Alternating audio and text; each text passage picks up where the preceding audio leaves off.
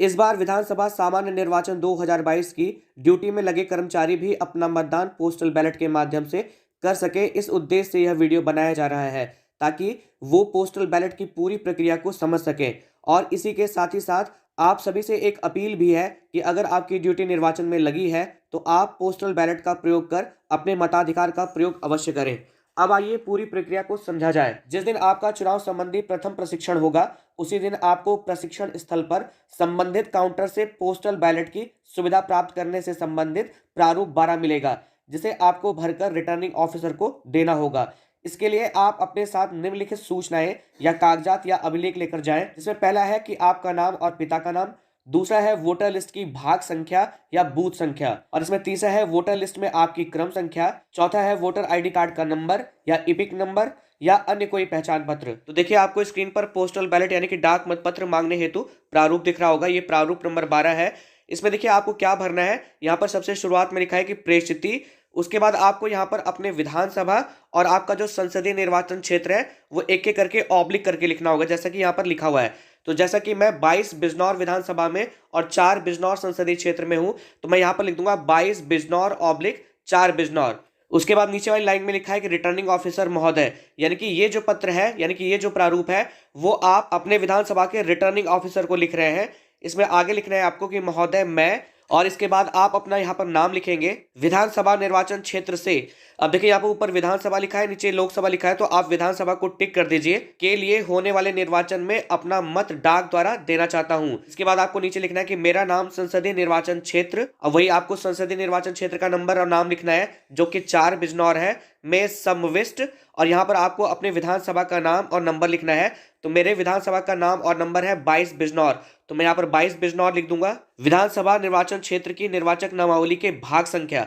अब जो आपका भाग संख्या होगा यानी कि जो आपका बूथ संख्या होगा वो आपको यहाँ पर लिखना होगा। मैं अपनी बूथ संख्या यहाँ पर लिख देता हूँ, में क्रम संख्या, और निर्वाचक नामावली की जिस क्रम संख्या में आपका नाम होगा वो क्रम संख्या आपको यहाँ पर डालना होगा। मैं अपनी क्रम संख्या यहाँ पर डाल देता हूँ, पर प्रविष्ट है। मुझे मतपत्र निम्नलिखित पते पर भेजा जाए। उसके बाद आपको वो एड्रेस यहाँ पर लिखना होगा कि जिस एड्रेस पर आप अपना पोस्टल बैलेट मंगवाना चाहते हैं। फिर आपको यहाँ पर स्थान, नीचे तारीख, और यहाँ पर आपको अपने सिग्नेचर करने होंगे। प्रारूप 12 भरने के बाद आपको चुनाव संबंधी द्वितीय प्रशिक्षण का इंतजार करना है। इस बीच आपने जो अपने विधानसभा क्षेत्र, अपने भाग संख्या और अपने निर्वाचक नामावली की जो क्रम संख्या दी है उसके अनुसार आपका जो बैलेट पेपर है वो तैयार होता है। यहाँ पर वो साथी भी ध्यान दें जो किसी अन्य संसदीय क्षेत्र या किसी अन्य जनपद में नौकरी करते हैं। वो प्रथम प्रशिक्षण में प्रपत्र 12 भरने के बाद क्या करेंगे उनको मैं आगे बताऊंगा। आप लोग बस वीडियो में बने रहिए।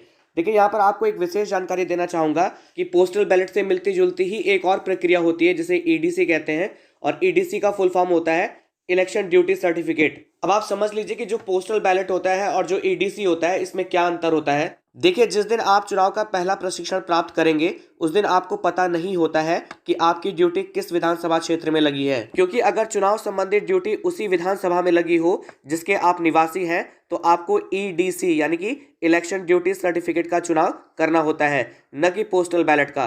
क्योंकि अगर आपकी ड्यूटी उसी विधानसभा में लगी हो जहां के आप निवासी हैं तो आप उसी बूथ पर वोट दे सकते हैं, क्योंकि आपको अपने विधानसभा के प्रत्याशी को चुनने का अधिकार है, न कि दूसरी विधानसभा का।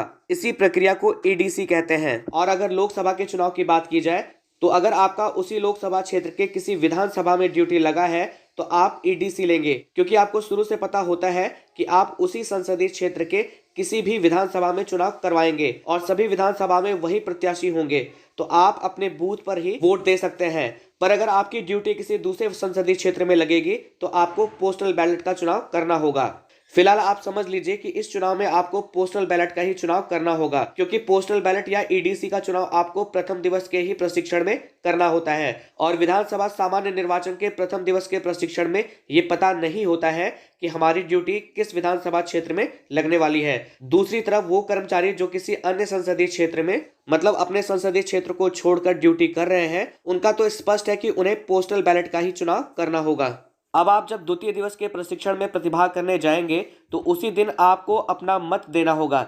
इसके लिए प्रशिक्षण स्थल पर अलग से फैसिलिटेशन सेंटर बना होगा। जो लोग अन्यत्र कहीं दूसरे संसदीय क्षेत्र में चुनाव करवाएंगे उनके आगे की प्रक्रिया इस प्रक्रिया के बाद बताई जाएगी। अब जब आप फैसिलिटेशन सेंटर पर पहुंचेंगे तो आप अपनी डिटेल बताकर निम्न सामग्रियां प्राप्त करेंगे। इसमें सबसे पहली जो सामग्री मिलेगी वो मिलेगी आपको बैलेट पेपर, जिस पर आप अपना मत देंगे। दूसरा होगा फॉर्म 13A, जो कि एक घोषणा पत्र यानी कि डिक्लेरेशन फॉर्म होगा। इसमें तीसरा होगा फॉर्म 13B, जो एक छोटा लिफाफा होगा, स्मॉल इनवलप होगा। इसमें जो चौथी सामग्री मिलेगी वो मिलेगी फॉर्म 13C, जो कि एक बड़ा लिफाफा यानी कि लार्ज इनवलप होगा। और इसमें जो पांचवी सामग्री मिलेगी वो होगा फॉर्म 13D, जो होगा निर्वाचक के मार्गदर्शन के लिए निर्देश पत्र यानी कि instruction seat for guidance of इलेक्टर। अब कर्मचारी जो मतदाता है उसे बैलेट पेपर पर अपने उम्मीदवार के ठीक सामने सही का निशान या क्रॉस का निशान लगाकर मत देना होता है।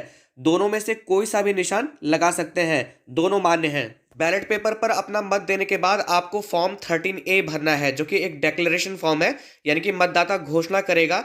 इसमें देखिए पहली लाइन है कि election to the House of the People, और नीचे लिखा है लेजिस्लेटिव असेंबली फ्रॉम द। तो यहां पर आपको अपनी विधानसभा का नाम लिखना है।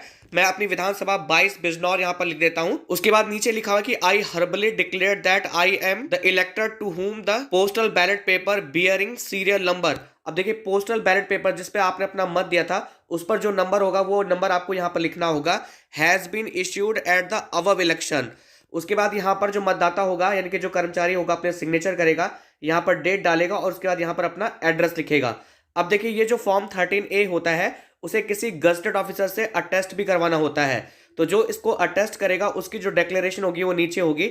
यहाँ पर लिखा है the above has been signed in my presence by, और यहाँ पर उस इलेक्टर का यानी कि जो मतदाता होगा उसका नाम लिखा जाएगा, whom is personally known to me oblique has been identified to my satisfaction by, और यहाँ पर जो आइडेंटिफायर होगा जो पहचान करेगा उसका नाम लिखा होगा। यहाँ पर आप थोड़ा सा समझ लीजिए कि अगर गजटेड अधिकारी आपको पहचानता है तो वो अपने बिहाफ पर भी इसे अटेस्ट कर सकता है।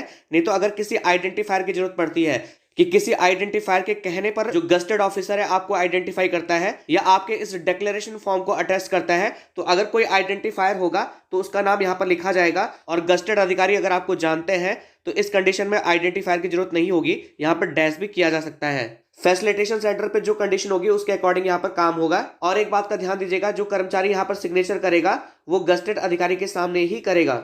उसके बाद यहाँ पर देखिए नीचे signature to identifier if any, कि अगर कोई आइडेंटिफायर है और यहाँ पर जो इस फॉर्म को अटेस्ट कर रहा है, जो सत्यापित कर रहा है, उसके सिग्नेचर होंगे। लिखा हुआ है सिग्नेचर ऑफ अटेस्टिंग ऑफिसर, उनका डेजिग्नेशन होगा, उनका एड्रेस होगा और लास्ट में यहाँ पर डेट डाली जाएगी। आप लोग एक बात और समझ लीजिए कि अगर फॉर्म 13A पहले से भरा होगा तो यहाँ पर जो कर्मचारी होगा केवल उसे सिग्नेचर करना होगा, डेट डालना होगा, अपना एड्रेस लिखना होगा, और जो इस घोषणा पत्र को अटेस्ट करेंगे साथ ही साथ जो आइडेंटिफायर होंगे उनके सिग्नेचर, जो अटेस्ट करेंगे उनका डेजिग्नेशन, उनका एड्रेस और डेट डाला जाएगा।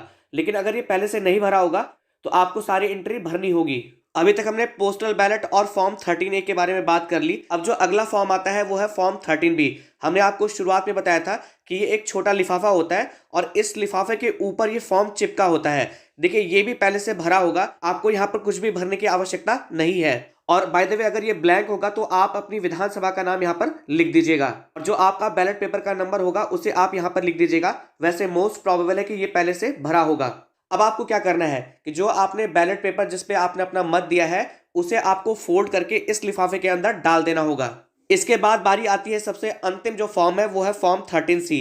हमने आपको शुरुआत में ही बताया था कि ये एक बड़ा लिफाफा होता है। अब इसमें आपको क्या क्या रखना है, जो डिक्लेरेशन फॉर्म 13A भरा गया था उसे, और जो बैलेट पेपर आपने छोटे वाले इनवलप में भरा था उस इनवलप को, यानी कि छोटा वाला लिफाफा 13B जिसमें बैलेट पेपर है उसे, और जो आपका डिक्लेरेशन फॉर्म है 13A, साथ ही साथ एक फॉर्म 13D अगर वो आपको मिला होगा जो कि एक निर्देश पत्र है निर्वाचक के मार्गदर्शन के लिए, उसमें इंस्ट्रक्शंस वगैरह लिखी होती हैं, अगर वो भी मिलेगा तो वो भी आप इसी बड़े वाले लिफाफे के अंदर फॉर्म 13A और जो छोटा वाला इनवलप 13B है उसके साथ इसमें डाल दीजिएगा।